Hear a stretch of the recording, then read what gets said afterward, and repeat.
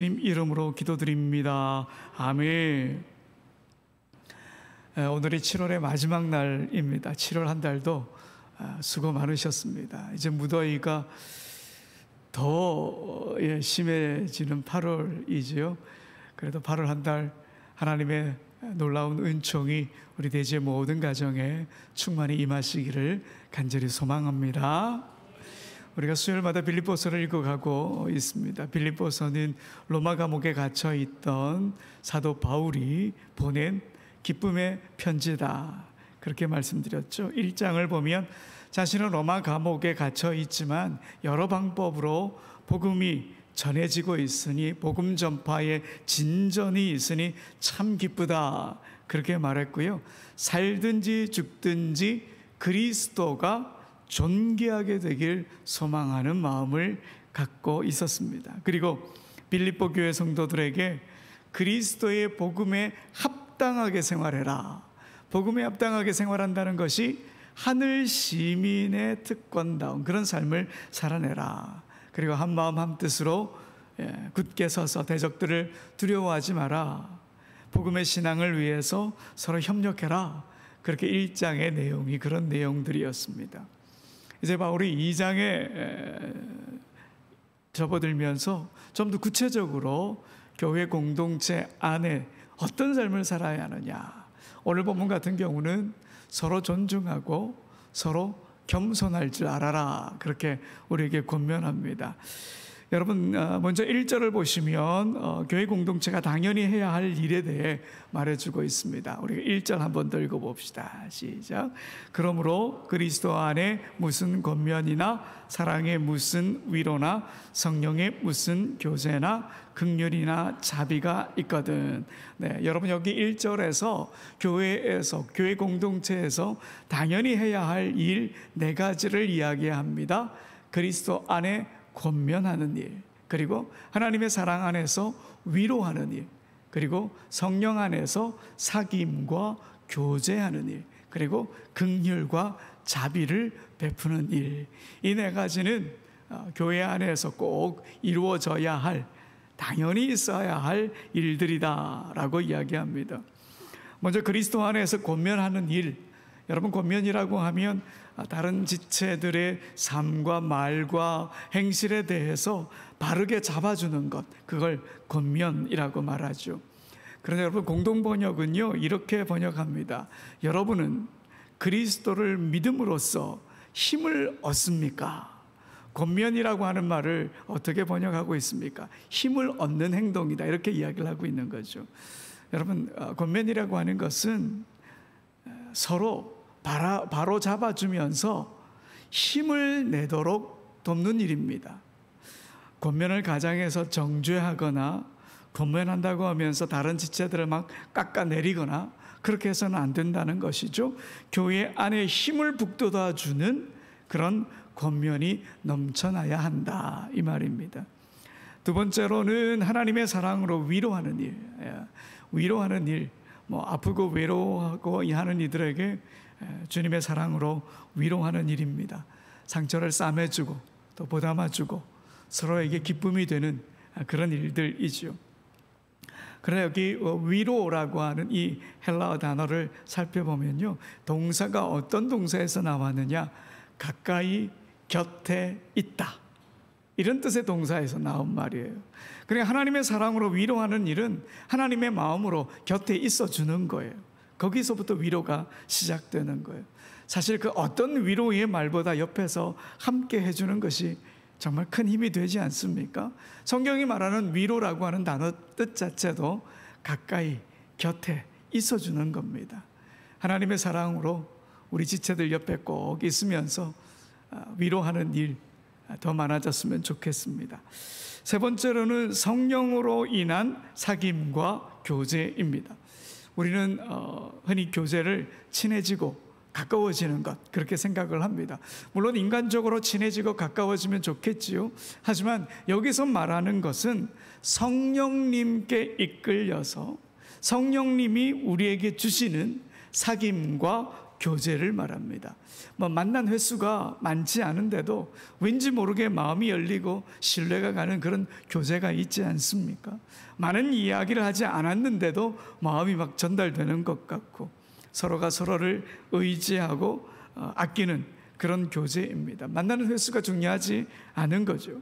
성령님이 마음에 감동을 주시면, 성령님이 우리에게 일러주시면, 그럼 열린 마음으로 나아가는 교제와 사귐입니다. 성령님이 만들어 가시는 사귐인 것이죠. 교회 안에 이런 교제가 풍성해져야 멋진 교회가 될 수 있는 거죠. 또 마지막으로 보니까 긍휼과 자비, 공동번역에서는 서로 애정을 나누고 동정하는 일이다, 그렇게 번역을 해놨더라고요. 여러분, 긍휼과 자비는 성경에 많이 나오는 단어죠. 긍휼이나 자비, 이 단어는 히브리어의 경우는 어머니의 그 자궁을 의미하는 단어에서 유래된 말입니다. 그러니까 강한 애정, 강한 동정심, 이런 말이죠. 저는 이 긍휼과 자비의 첫 단계가 서로의 입장을 바꾸어 생각하기라고 봅니다. 자기와 가까운 사람이든 가깝지 않든 상관없이 다른 이의 입장을 생각해보고 이해해주는 마음, 그리고 마음뿐 아니라 행동하는 것, 이게 바로 긍휼과 자비이지요. 뉴스에 보면서 사건 사고를 보면서 내 일이 아니구나 지나가는 것이 아니라 그걸 보면서 긍휼한 마음, 자비의 마음이 일어나서 기도하는 거지요. 여러분, 그게 바로 성령님께서 주시고 하나님이 원하시는 강한 애정과 동정인 것입니다. 이렇게 교회 공동체 안에서 그리스도 안에서 권면하는 일, 또 사랑으로 위로하는 일, 성령님 안에서 사귐과 교제, 그리고 긍휼과 자비, 이런 교회 공동체 안에서 당연히 있어야 하는 일이다, 이 말이고요. 그런데 이런 일을 할 때 뒷받침되어야 할 것이 있다, 유의해야 될 것이 있다. 2절 이후가 그런 말인데요. 2절을 보면 우리가 지난주에 함께 살펴봤던 내용입니다. 뜻을 합하여 한 마음으로 해라, 기록하고 있죠. 이건 지난주에 이미 다뤘으니까요. 오늘은 3절을 중심으로 한번 보겠습니다. 여러분, 3절 한번 더 읽어봅시다. 시작. 아무 일에든지 다툼이나 허영으로 하지 말고 오직 겸손한 마음으로 각각 자기보다 남을 낮게 여기고. 아멘. 여러분, 이 구절에서 버려야 할 게 있죠. 다툼과 허영, 버려야 합니다. 여러분, 다툼이라고 하는 단어는 지극히 이기주의적인 성향을 뜻하는 단어입니다. 자신을 내세우고자 하는 욕구를 말합니다. 다툰다고 하면 주먹다짐을 생각하실 수도 있지만 공동체 안에서 이기주의 성향을 드러내는 것, 그게 바로 다툼입니다. 여러분, 하나님의 위로를 전하고 하나님의 사랑을 전하고 성령의 교제와 사귐을 나누는데 어떻게 이기적인 모습을 할 수가 있겠습니까? 이렇게 다툼을 버려야 공동체가 건강해지는 겁니다. 그리고 또 버려야 할 건 허영을 버리라, 그렇게 나왔죠. 허영이라고 하는 말은 두 가지의 단어가 합쳐진 단어입니다. 오류라고 하는 말과 생각이라고 하는 말이 합쳐진 말입니다. 그래서 공허한 생각, 잘못된 견해, 이런 의미인데요. 그런데 이 단어가 70인역 성경에 보면 우상숭배의 허무함을 뜻할 때에 이 단어가 사용되었습니다. 그러니까 허영에 빠진 사람들은 하나님의 영광이 아니라 자기의 영광을 드러내면서 자만심에 빠지게 되고 자기가 대단한 사람이 되냐 망상에 사로잡히게 된다, 이 말입니다. 그래서 교회 안에서는 어쨌든 교회다운 일을 해내려면 다툼과 허영은 버려야 하는 것이죠. 그러면 다툼과 허영은 버리고 어떤 태도를 갖추어야 할까요? 3절 하반절에 보면 겸손과 존중이 나옵니다. 오직 겸손한 마음으로 각각 자기보다 남을 낮게 여기라. 바울의 권면이 이어지고 있습니다. 이 말은 전체적으로 보면 겸손을 말하고 있지만 그 겸손에는 자기보다 남을 낮게 여기는 존중이라고 하는 것도 중요한 한 몫을 한다, 이렇게 보면 되겠습니다. 존 비비어의 존중이라고 하는 책이 있는데요, 이 책을 딱 펼치자마자 이런 글귀가 나옵니다. 남을 나보다 낮게 여기는 것, 그것이 존중이다. 오늘 본문이죠. 바로 오늘 본문에 나오는 말이죠. 존 비비어의 존중이라고 하는 책은 존중하는 사람, 존중하는 공동체가 하나님의 형통함을 누리게 된다, 이런 주제로 쓰여진 책입니다. 성경에 다양한 예를 들면서 존중이야말로 우리 그리스도인이 가져야 할 정말 기본적인 자세다, 이렇게 일러주고 있습니다. 그 책에 보면 젊은 르호보암 왕 이야기가 기록되어 있습니다. 여러분, 르호보암 왕이 솔로몬 다음이죠. 솔로몬 다음 왕인데 자기 친구들의 이야기만 듣고 원로들의 말에 귀를 기울이지 않지요. 그건 원로들을 존중하지 않았다, 이 말입니다. 그래서 형통의 길에서 벗어난 인생을 살았다, 존 비비어가 그렇게 평가합니다. 여러분, 누구나 존중받고 싶은 그 기대감은 크지만 먼저 존중을 실천하는 것 어려워합니다. 먼저 머리를 조아리는 게 싫기도 하고 자존심 상하기도 하고, 그러니 쉽게 존중하지 못하죠. 특히 세대 간에 참 존중하는 것이 어렵습니다. 자라온 시대적 상황이 다르다 보니 세대 간의 갈등은 있을 수밖에 없지요. 제가 언젠가 말씀드린 것 같은데요, 요즘 젊은 것들 버릇이 없다, 이런 말 언제부터 있었던 말인지 아십니까? 4,000년 전부터 있었습니다. 4,000년 전에 고대 바벨론 점토판에도 요즘 젊은이들은 버릇이 없다, 이 말이 기록되어 있는 거예요. 이집트 피라미드 벽화에도 등장해요, 이 말이. 세대 간 갈등은 어느 시대에나 있었다, 이 말이지요.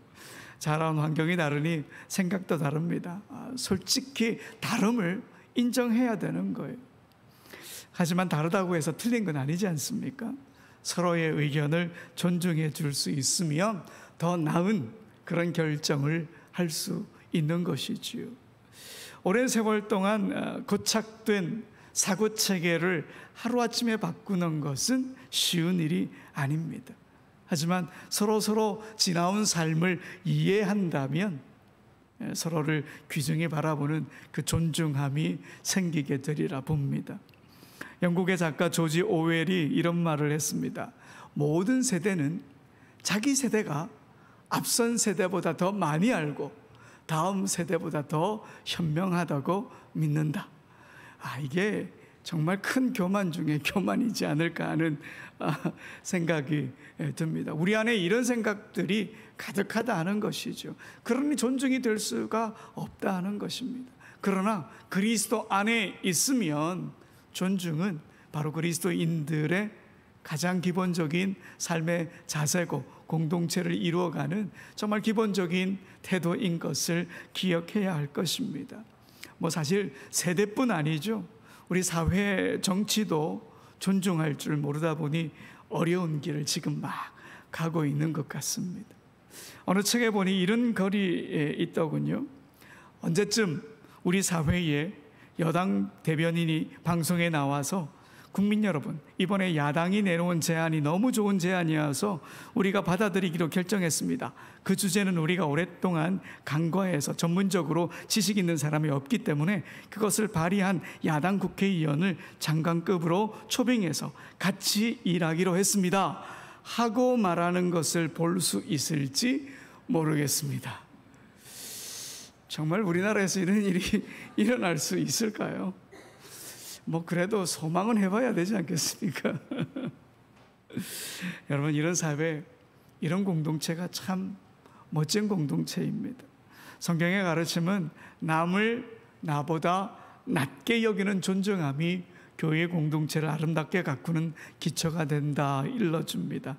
우리 교회도 서로를 존중하는 복된 교회가 되길 소망합니다. 그렇게 존중이 뒷받침되면요, 이제 진정한 겸손으로 나아가게 되는 것이죠. 그런데 사도 바울은요, 이 겸손의 기준을 한층 높여놨습니다. 우리의 겸손의 기준을 어디까지 높여놨습니까? 예수 그리스도의 겸손까지 높여놨습니다. 우리가 너무 잘 아는 말씀이죠. 6절부터 8절까지 또 한 번 더 읽어봅시다. 시작. 그는 근본 하나님의 본체시나 하나님과 동등됨을 취할 것으로 여기지 아니하시고 오히려 자기를 비워 종의 형체를 가지사 사람들과 같이 되셨고 사람의 모양으로 나타나사 자기를 낮추시고 죽기까지 복종하셨으니 곧 십자가에 죽으심이라. 아멘. 정말 어렵습니다. 이 겸손이라고 하는 것을 예수님께 맞추라고 그러니, 여기 여러분 자기를 비웠다라고 하는 말이 있죠. 7절에 보면 자기를 비웠다라고 하는 말은 자신의 특권을 다 내려놓았다, 이런 뜻입니다. 자기가 누리고 있는 모든 권리를 다 포기했다, 이 말이죠. 이런 겸손의 삶을 살아가라, 빌립보 교회 성도들에게, 오늘 우리에게 권면하고 있습니다. 여러분, 우리는 겸손을 단순히 자기를 낮추고 공손하고 예의 바른 그런 행동 정도로 알고 있지만, 성경은 좀 더 다른 겸손을 이야기하죠. 이 겸손의 기준이 예수님이라고 하는 그 기준 때문이죠. 겸손의 기준이 예수님이라고 하니 나 더 이상 겸손 못하겠다, 이렇게 생각하시는 분 계실지 모르겠습니다. 우리가 성경을 읽다 보면요, 하나님께서 우리에게 요구하시는 기준이 너무 높다, 이런 생각이 들 때가 있습니다. 간혹 있죠. 산상수훈에만 봐도 그래요. 오른뺨을 맞으면 모두 돌려대라고요? 왼편도 돌려대라. 억지로 오리를 가자고 그러면 심리를 같이 가라. 원수를 사랑해라. 어느 것 하나 쉬워 보이는 게 없습니다. 그러면 이 너무도 높은 기준 때문에 그런 삶을 포기해야 될까요? 아닙니다. 왜 하나님은, 왜 주님은 이렇게 높은 기준을 우리에게 주셨을까? 더 열심을 내라고요. 그냥 그 자리에 안주하지 말라고요. 포기하라고 이렇게 높은 기준을 주신 게 아니라 계속 나아가라고. 이 표대를 향해서 나아가는 이 신앙의 걸음이 그리스도인의 삶이다 보여주기 위해 우리가 생각하는 기준보다 더 높은 기준을 주신 거지요. 겸손도 마찬가지입니다. 그런데 여러분, 5절을 한번 보십시오. 5절에 보면요, 너희 안에 이 마음을 품으라. 곧 그리스도 예수의 마음이다, 이렇게 되어 있죠. 마음을 품으라. 이렇게 마음을 품으라로 번역되어 있는 이 헬라어 단어는 프흐로네오라고 하는 단어인데요, 마음의 훈련을 하다, 이런 뜻입니다. 훈련을 하다. 기본적인 뜻은 훈련입니다. 그러니까 그냥 단순히 생각하는 그런 겸손의 수준이 아니라는 거죠.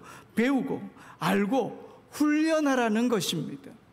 여러분, 훈련하게 되면은 하루아침에, 물론 재능이 있는 사람, 이번에 공기총 보니까 3년 만에 올림픽 대표가 돼가지고 3년 만에 금메달을 딴 친구도 있더군요. 그런 친구는 어떻게 훈련을 했는지 잘 모르겠지만, 여기서 훈련이라고 하는 것은 시간이 오래 걸린다는 말입니다. 오래 걸린다.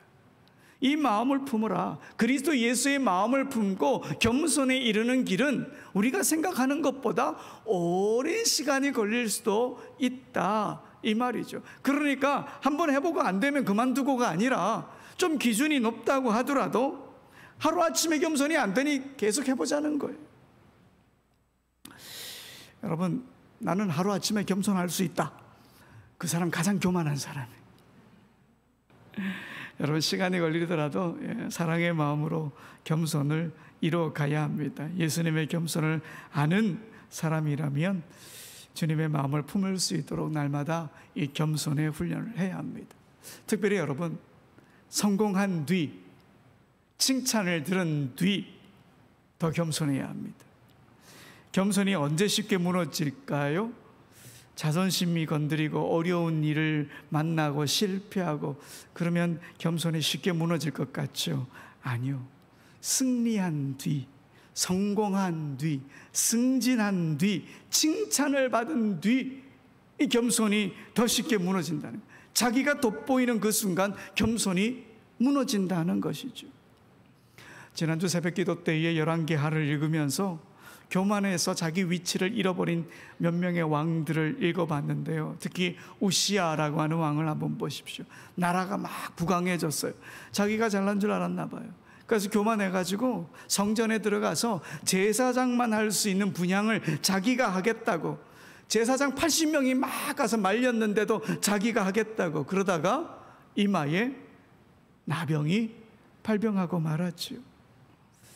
그 본문을 읽으면서 제가 우리 새벽기도 나오신 어르신들과 우리 성도님들께 그런 말을 했습니다. 우리가 겸손을 잊어버리고 교만해지려고 할 때 딱 두 마디만 기억하자. 하나님 덕분입니다. 하나님 감사합니다. 하나님 덕분입니다. 하나님 감사합니다만 우리 생활 속에서 딱 바로 새겨진다고 하면 우리는 겸손할 수밖에요. 교만해지지 않는 것이죠. 그리고 여러분, 겸손한 사람은 또 어떤 사람이냐면 자신의 한계와 자신의 결점을 제대로 인정할 줄 아는 사람입니다. 그래서 모든 것을 하나님이 이루셨다고 고백하게 되는 것이지요. 그래서 하나님 앞에서 그리고 사람들 앞에서 자신의 한계와 허물을 인정하고 사는 것, 그것이 겸손이고요. 다른 사람의 허물과 다른 사람의 한계도 인정할 줄 아면 그 사람은 존중하는 사람이 되는 것이지요. 모든 것을 하나님께 이루셨다고 하나님께 영광을 돌리며 겸손할 줄 압시다. 자기의 한계를 인정하고 존중할 줄 아는 사람도 됩시다. 여러분, 오늘 본문에서 보면요, 겸손하고 존중한 사람 어떻게 할까요? 우리 예수님을 하나님께서 높여주셨듯이 우리 또한 하나님께서 높여주시는 거예요. 내가 높이지 않더라도. 여러분, 누가복음 18장 14절 하반절 함께 읽어봅시다. 시작. 무릇 자기를 높이는 자는 낮아지고 자기를 낮추는 자는 높아지리라 하시니라. 아멘. 다른 지체들을 존중하며 겸손하게 나아가는 우리를 보시고 주님은 그냥 있지 않으세요. 이런 은총을 베풀어 주시는 거죠. 오늘 본문을 통해 교회가 당연히 해야 할 일 4가지 보셨죠? 그리스도 안에서 권면하는 것, 하나님의 사랑으로 위로하는 것, 성령 안에서의 사귐과 교제, 그리고 긍휼과 자비를 베푸는 일, 이건 당연한 일이고요. 이런 당연한 일을 하기 위해서 2가지는 버려야 해요. 뭘 버려야 한다고요? 다툼과 허영은 버려야 하고, 뭘 2가지는 가져야 된대요? 겸손과 존중은 가져야 되는 것이죠. 여러분, 우리 교회 이런 교회가 되길 간절히 소망합니다. 우리가 존중과 겸손으로 이루어진 교회 공동체라면 정말 멋진 하나님 나라를 갖고 갈 수 있는 교회가 되는 것이지요. 이런 교회로 나아가는 우리 모두가 되길 간절히 소원합니다. 우리 함께 찬양합시다. 우리는